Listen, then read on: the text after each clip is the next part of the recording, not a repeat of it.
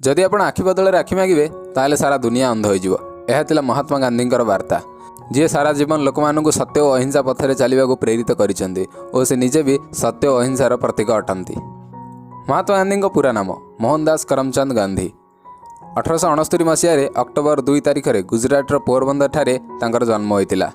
पिता नाम करमचंद गांधी और माता नाम पुतलीबाई थिला। 1883 मसीह 13 वर्ष बयस नहीं तांकर विवाह 14 वर्षीय कस्तूरीबा कर दिगला। जेतेबेले मोहनदास 15 वर्ष बयसर होइतिले तांकर प्रथम संतान जन्म होला, किंतु किछि दिन ही जीवित रहिला। तांको पिता करमचंद गांधी भी सही वर्ष 1885 मसीह मृत्युवरण कले। परे मोहनदास और कस्तूरीबांकर 4टी संतान जन्म हेले। 1888 मसीह हीरालाल गांधी, 1892 मसीह मणिलाल गांधी, 1897 मसीह रामदास गांधी और 1900 मसीह देवदास गांधी। गांधीजी तांको मिडिल स्कूल शिक्षा पोरबंदर रे और हाई स्कूल शिक्षा राजकोट रे संपूर्ण कले। 1887 मसीह से मैट्रिक परीक्षा अहमदाबाद पास कले। 1888 मसीह से यूनिवर्सिटी कॉलेज लंडन रे वकिलाती पढ़ाई और बारिस्टर रहापी इंग्लैंड चलीगले। 1891 मसीह से इंग्लैंड फेरी बॉम्बे ठारे वकिलाती आरंभ कले, किंतु सफलता मिलला नहीं। 1893 मसीह किसी भारतीय बेपारी मानक केस लड़ाई से दक्षिण आफ्रिका चलीगले। से निज जीवन 21 वर्ष दक्षिण आफ्रिका बिताइले, जेउठारे तांकर राजनैतिक विचार और नेतृत्व कौशलर विकास है। दक्षिण आफ्रिका तांको विभिन्न प्रकार भेदभाव सामना करने को पड़ला। थरे ट्रेन रे प्रथम श्रेणी कोचर टिकट थिला परे भी तृतीय श्रेणी रे जीवाको मना करदेबारु तांको ट्रेन रु बाहर को फोपाड़ी दिगला। दक्षिण आफ्रिका रे भारतीय मानक उपर हेउथिबा अन्याय को देखि तांको मनरे विरोधर अग्नि जागृत हैला। सेठारे गांधीजी भारतीय मानक निज राजनीतिक और सामाजिक अधिकार पई संघर्ष करिया पई प्रेरित कले। 1915 मसीह गांधीजी भारत फेरी आसिले। यही समय पर्यंत गांधीजी एक राष्ट्रवादी नेता रूपे प्रतिष्ठित हो सारी। भारत फेरिया पर गांधीजी कांग्रेस नेता गोपाल कृष्ण गोखले को निज राजनीतिक गुरु रूपे ग्रहण कले और तांकर परामर्श रे भारतर विभिन्न क्षेत्र भ्रमण कले और राजनीतिक आर्थिक सामाजिक विषय गुड़ी को बुझा चेष्टा कले। बिहार चंपारण और गुजरात खेड़ारे होइथिबा आंदोलन रे गांधीजी को भारतर प्रथम राजनीतिक सफलता मिलिथिला। चंपारण रे ब्रिटिश जमीदार माने कृषक मानक नील चाष करिया पई बाध्य करुथिले, जहा विरुद्ध रे कृषक मानक आंदोलन को गांधीजी नेतृत्व करथिले।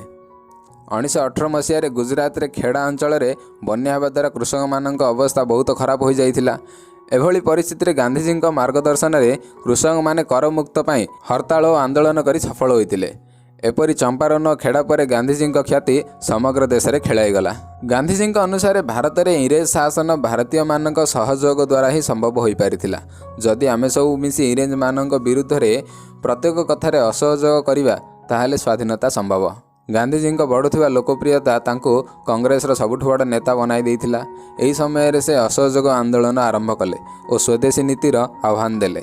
गांधीजी पुरुष और महिला मानक प्रतिदिन सूता काटिया पई कहिले। यह व्यतीत सरकारी शिक्षानुष्ठान, अदालत, सरकारी चाकरी और सरकार ठारो मिलुथिबा पुरस्कार और सम्मान को बहिष्कार करिया पई कहिले। एही आंदोलन को अपार सफलता मिलुथिला। देशर विभिन्न समाज और वर्गर लोक माने एथिरे सामिल हेउथिले, किंतु 1922 मसीहा फेब्रुआरी रे चौरी चौरा नामक स्थानर थाना रे 21 जन पुलिस कर्मचारी को जीवंता जाली दिगला। एही हिंसक घटना मर्माहत होई गांधीजी असहयोग आंदोलन बंद करदेले। आंदोलन जो गांधीजी को गिरफ्तार करी राजद्रोहर मुकदमा चलागला, जो 6 वर्ष पर जेल दंड दिगला। किंतु खराब स्वास्थ्य जो 1924 मसीहा फेब्रुआरी रे गांधीजी को जेल मुक्त कर दिगला। जेल मुक्त होला पर समाज छुआ छुआ भेदभाव, मद, गरीबता और अज्ञानता को दूर करने गांधीजी संघर्ष कले। 1928 मसीह कलिकता अधिवेशन रे गांधीजी इंग्रेज सरकार को भारतीय मानक शासन प्रदान करने को कहले। एपरी न कले स्वाधीनता पई असहयोग आंदोलन को सामना करने को इंग्रेज सरकार को चेतावनी देले। किंतु ब्रिटिश सरकार तरफ कौन प्रतिक्रिया न मिलू 31 डिसेम्बर 1929 रे लाहौर ठारे भारतर पताका उड़ागला और कांग्रेस 1930 मसीहा जनवरी 26 दिन को भारतर स्वतंत्रता दिवस रूपे पालन कला। यापर गांधी सरकार लुण कर विरोध में लवण सत्याग्रह आरंभ कले, जहाँपाई से 1929 मसीहा मार्च 12 रु 6 एप्रिल पर्यंत गुजरात अहमदाबाद रु दांडी पर्यंत 388 किलोमीटर पदयात्रा कले। यही यात्रा रे हजार हजार भारतीय भाग नेले और इंग्रेज सरकार को विचलित करिबारे सफल हेले। यही यात्रार उद्देश्य थिला स्वयं लवण उत्पन्न करिबा। ଏହାପରେ 1931 ମସିହାରେ ଗାନ୍ଧୀ ଇରୱିନ୍ ସନ୍ଧି ହେଲା। ଏହି ସନ୍ଧି ଦ୍ୱାରା ବ୍ରିଟିଶ ସରକାର ସମସ୍ତ ରାଜନୈତିକ ବନ୍ଦୀମାନଙ୍କୁ ମୁକ୍ତ କରିଦେଲେ। ଏହି ଚୁକ୍ତିର ପରିଣାମ ସ୍ୱରୂପ ଗାନ୍ଧିଜୀ କଂଗ୍ରେସର ଏକମାତ୍ର ପ୍ରତିନିଧି ରୂପେ ଲଣ୍ଡନରେ ଆୟୋଜିତ ଗୋଲ ଟେବୁଲ ବୈଠକରେ ଯୋଗଦେଲେ। 1934 ମସିହାରେ ଗାନ୍ଧିଜୀ କଂଗ୍ରେସର ସଭ୍ୟତାରୁ ଇସ୍ତଫା ଦେଇଦେଲେ ଓ ରାଜନୈତିକ ଗତିବିଧି ସ୍ଥାନରେ ରଚନାତ୍ମକ କାର୍ଯ୍ୟକ୍ରମ ମାଧ୍ୟମରେ ସବୁଠୁ ତଳ ସ୍ତରରୁ ରାଷ୍ଟ୍ର ନିର୍ମାଣ ଉପରେ ଧ୍ୟାନ ଲଗାଇଲେ। 1942 ମସିହାରେ ଗାନ୍ଧିଜୀ ଭାରତ ଛାଡ଼ ଆନ୍ଦୋଳନ ଆରମ୍ଭ କଲେ। ଏହି ଆନ୍ଦୋଳନ ସ୍ୱତନ୍ତ୍ରତା ଆନ୍ଦୋଳନ ମଧ୍ୟରେ ସର୍ବାଧିକ ଶକ୍ତିଶାଳୀ ଆନ୍ଦୋଳନ ହୋଇଗଲା, ଯେଉଁଥିରେ ବ୍ୟାପକ ହିଂସା ଓ ଗିରଫଦାରୀ ହେଲା। ଏହି ସଂଘର୍ଷରେ ହଜାର ହଜାର ସଂଖ୍ୟାରେ ସ୍ୱାଧୀନତା ସଂଗ୍ରାମୀ ମୃତ୍ୟୁବରଣ କଲେ, କ୍ଷତବିକ୍ଷତ ହେଲେ ଓ କାରାଗାରରେ ବନ୍ଦୀ ହେଲେ। ଗାନ୍ଧିଜୀ ସମଗ୍ର ଭାରତବାସୀଙ୍କୁ ଅହିଂସାର ସହ କର ବା ମରର ବାର୍ତ୍ତା ଦେଲେ। ଇଂରେଜ ସରକାର 1942 ଅଗଷ୍ଟ 9 ତାରିଖରେ ଗାନ୍ଧିଜୀଙ୍କ ସହିତ କଂଗ୍ରେସର କାର୍ଯ୍ୟକର୍ତ୍ତାମାନଙ୍କୁ ଗିରଫଦାର କରିନେଲେ। ଗାନ୍ଧିଜୀଙ୍କୁ ପୁନେର ଆଗା ଖାଁ ମହଲରେ ବନ୍ଦୀ ବନାଇ ରଖାଗଲା।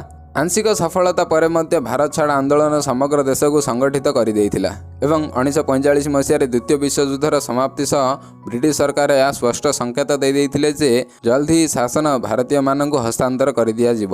ଏହାପରେ ଗାନ୍ଧିଜୀ ଭାରତ ଛାଡ଼ ଆନ୍ଦୋଳନ ସମାପ୍ତ କରିଦେଲେ ଓ ସରକାର ଗାନ୍ଧିଜୀଙ୍କ ସହ 1 ଲକ୍ଷ ରାଜନୈତିକ ବନ୍ଦୀମାନଙ୍କୁ ମୁକ୍ତ କରିଦେଲେ। ଦେଶ ସ୍ୱାଧୀନ ହେବା ପରେ 1948 ମସିହା ଜାନୁଆରୀ 30 ତାରିଖ ଦିନ ଦିଲ୍ଲୀର ବିର୍ଲା ହାଉସ୍ଠାରେ ନାଥୁରାମ ଗୋଡସେ ଦ୍ୱାରା ମହାତ୍ମା ଗାନ୍ଧୀଙ୍କର ହତ୍ୟା ହୋଇଗଲା।